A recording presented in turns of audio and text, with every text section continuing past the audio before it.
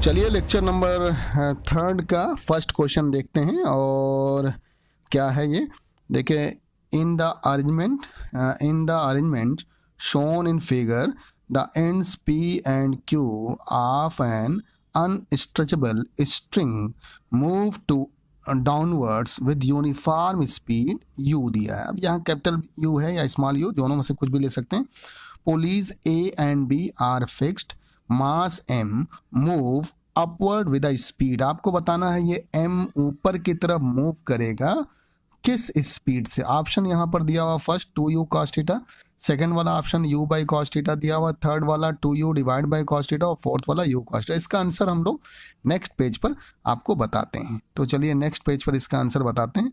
और देखिए ये ऊपर की तरफ किस स्पीड से जाएगा, ये मास m जो है यही आपको बताना है। अच्छा एक बताइएगा, ये स्पीड u से नीचे की तरफ जा रहा है और ये भी स्पीड u से नीचे की तरफ जा रहा है। इसको हम लोगों ने y ले लिया, ये भी थीटा और ये भी थीटा और ये x ले लिया। अच्छा एक जो क्वांटिटी यहाँ पर नहीं बदल रही है वो l है, यानी लेंथ तो यहाँ पर बदलेगी नहीं। तो बाई पाइथागोरस थ्योरम से देखिएगा तो एक्स स्क्वायर यानी हाइपोटेन्यूज का स्क्वायर इक्वल टू क्या हो गया, बेस का स्क्वायर और प्लस परपेंडिकुलर का स्क्वायर हो गया।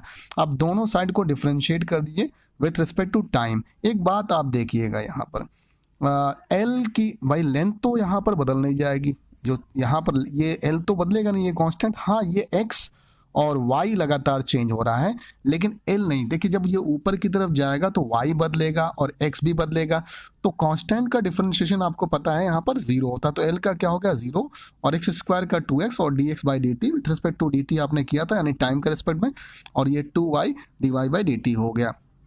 अब जरा यहाँ देखिए dy बाई dt हमको निकालना है कि किस स्पीड से ये मास m ऊपर जा रहा है, यही पीछे क्वेश्चन में पूछा गया। ये m मास है यहाँ पर, तो देखिएगा dy बाई dt निकालेंगे, dx बाई dt हो गया और यहाँ x by y, x divide by y क्या है, ये cos थीटा। cos थीटा क्या होगा, बेस डिवाइड बाई हाइपोटेन्यूज। और तो बेस आपका देखिएगा यहाँ पर क्या है, बताइएगा बेस डिवाइड बाई हाइपोटेन्यूज होगा। तो यहाँ पर देखिए x डिवाइड बाई, तो x डिवाइड बाई वाई जो है ये 1 अपान यहाँ पर cos थीटा है। देखिए यहाँ पर थोड़ा सा गलत लिखा हुआ है और इसको हम लोग चेंज कर देते हैं। यहाँ ऊपर की तरफ y होगा और नीचे की तरफ क्या होगा, x होगा। तो y डिवाइड बाई यहाँ पर x होगा, और ये ध्यान रखिएगा क्योंकि आप खुद देख लीजिए, आप यहाँ से चेक कर लीजिए। आप देखिएगा यहाँ पर cos थीटा इसके सामने जरा बताएगा, ये आपका परपेंडिकुलर हो गया और ये आपका बताएगा बेस हो गया और ये हाइपोटेन्यूज। cos थीटा होता है बेस डिवाइड बाई हाइपोटेन्यूज, तो बेस क्या है y और हाइपोटेन्यूज क्या है x। तो यहाँ y डिवाइड बाई x क्या होगा, cos थीटा होगा। तो x डिवाइड बाई वाई क्या हो गया, 1 अपॉन cos थीटा हो गया। और dx बाई dt जरा बताइए यहाँ पर क्या है, dx बाई dt जरा बताइए, यही आपका वेलोसिटी है जो आपको दिया हुआ है।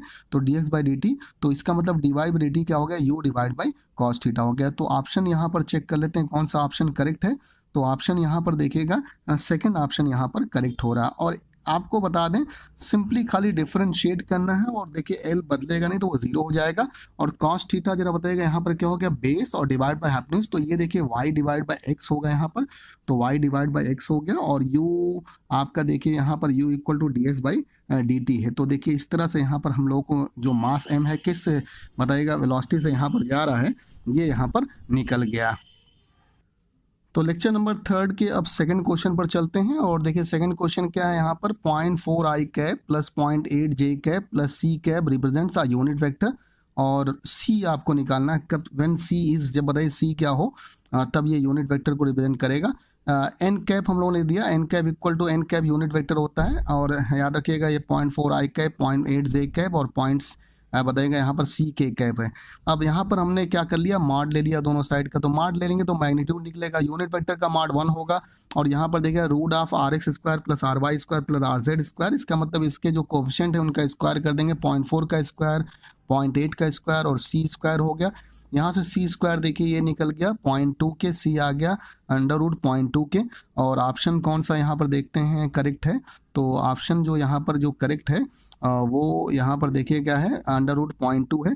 तो बड़ा आसान क्वेश्चन था। यूनिट वेक्टर इनका बताइएगा इक्वल हो, इसके लिए सी की वैल्यू क्या होनी चाहिए ये बताना था।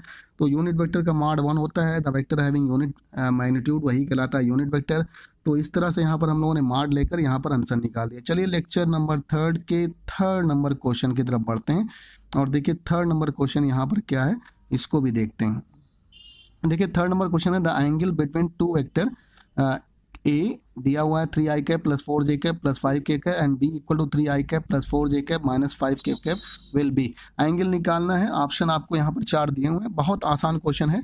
हम लोग क्या करते हैं, इसका डॉट प्रोडक्ट निकालें। ए डॉट भी आप जानते हैं ए बी कॉस थीटा होता है, और जब डॉट प्रोडक्ट करेंगे तो आई डॉट आई 1 होता है, जे डॉट जे क्या होगा 1 होगा, के डॉट के 1 होगा, और आई डॉट अगर जे करते हैं 0, आई डॉट के करते हैं 0, यानी सेम का सेम से होगा तभी 1 होगा। क्योंकि आपको पता है एन डॉट एन कैप क्या होता है, आपको पता है एन स्क्वायर यानी 1 के होता है, यानी यूनिट वेक्टर को जब उसी वेक्टर से डॉट प्रोडक्ट करते तो 1 निकलता है, क्योंकि cos 0 की वैल्यू 1 आती है, तो आपको पता ही होगा। तो देखिए 3 और इंटू 3 यहाँ पर हो गया 9, 4 और इंटू क्या हो गया 4 16, और 5 इंटू माइनस 5 क्या हो गया माइनस 25, ये आ गया 25 माइनस 25 0।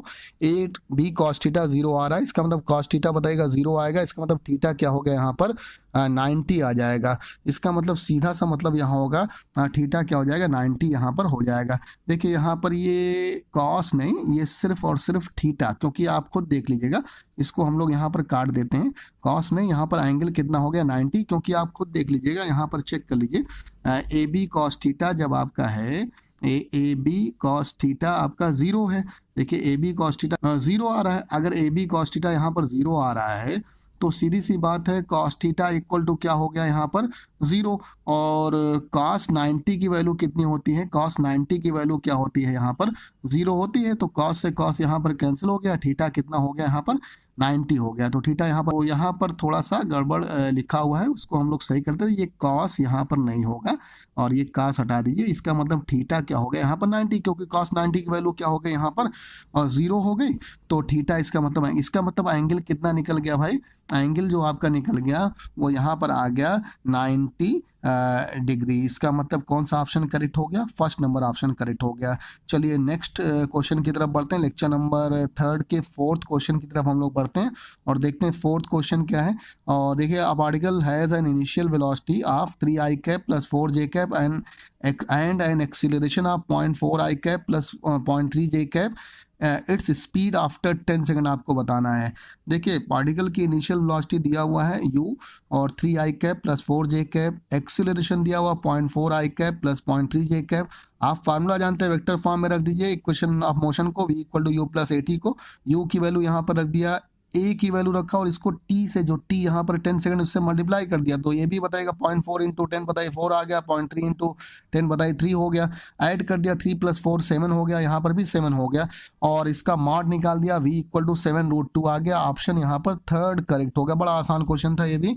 और चलिए अब लेक्चर नंबर 3 के हम लोग फिफ्थ क्वेश्चन की तरफ बढ़ते हैं, और ये थोड़ा सा अच्छा क्वेश्चन है, बहुत बेहतरीन क्वेश्चन है। अब तक मतलब समझ लीजिए अब तक इस लेक्चर का सबसे अच्छा क्वेश्चन ये है। A carrom board 4 feet and 4 feet square shape का has the queen at center है, क्वीन सेंटर पर है। The queen hit by the striker move to front edge, यानी बताएगा स्ट्राइकर से हिट करते हैं और ये फ्रंट एज पर जाकर लगते हैं और रीबाउंड होती है and goes into hole behind the striking line. वैसे कि कोलिजन यहाँ पर इलास्टिक होगा, इसका मतलब जो एंगल ऑफ इंसिडेंट होगा एंगल ऑफ रिफ्लेक्शन के इक्वल होगा। द डिस्प्लेसमेंट ऑफ क्वीन बताना है from the centre to the front edge. आपको ऑप्शन 4 यहाँ पर दिए हुए हैं, और चलिए इसको सॉल्व करते हैं। ये भी क्वेश्चन जल्दी से हम लोग सॉल्व कर लेते हैं। देखिए यहाँ से आपका ये यहाँ से टकराती है और ये वापस यहाँ पर जाती है, और देखिए जाकर यहाँ पर ये इसमें जाकर आ जाती है। आपने कैरम तो खेला ही होगा, तो कैरम खेला होगा, और देखिए क्वेश्चन भी इसी तरह का दिया हुआ है यहाँ पर। Carrom board the queen hit by the striker, striker से आप हिट करते हैं फ्रंट एज पर और रिबाउंस होती है और होल में वापस में जाती है। इस तरह से आपको पॉइंट मिल जाता है, उसमें होल में जाती है, यही करना भी होता है। और देखिए ये बताया एंगल ऑफ इंसिडेंस और रिफ्लेक्शन दोनों सेम होगा, क्योंकि इलास्टिक कोलिजन है यहाँ पर, तो ये थीटा दोनों सेम हो गया। ये 4 फीट का है, ये भी 4 फीट का है, स्क्वायर है तो 4 फीट का, और इसकी यहाँ पर हम लोगों ने लेंथ ले लिया x। तो देखिए अगर ये हाफ पर है ये, तो ये हो गया सेंटर यहाँ पर है ना, तो हाफ पर हो गया, तो ये हो गया इतना 2 माइनस, क्योंकि बताइएगा इतना 2 हो गया तो 2 माइनस x हो गया। आप जरा देखिएगा in the elastic collision angle of incidence and angle of reflection क्या होगा, इक्वल होगा।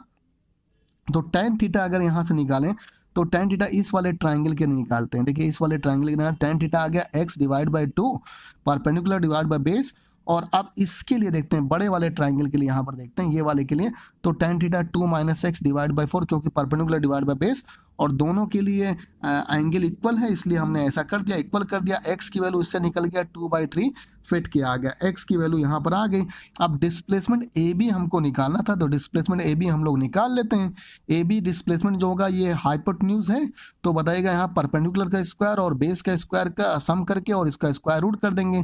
तो हम लोगों ने जो है बताइएगा यहाँ पर ये देखिएगा परपेंडिकुलर तो x आपका है, x है इसका मतलब 2 का स्क्वायर, और यहाँ पर देखिए परपेंडिकुलर आपने देखिएगा यहाँ पर x है और x की वैल्यू 2/3 निकाला, 2/3 का स्क्वायर हो गया। और बेस जरा देखिएगा आप इसकी हाफ डिस्टेंस पर है, 4 का आधा कितना हो गया 2, यहाँ 2 रखा, इसको सॉल्व किया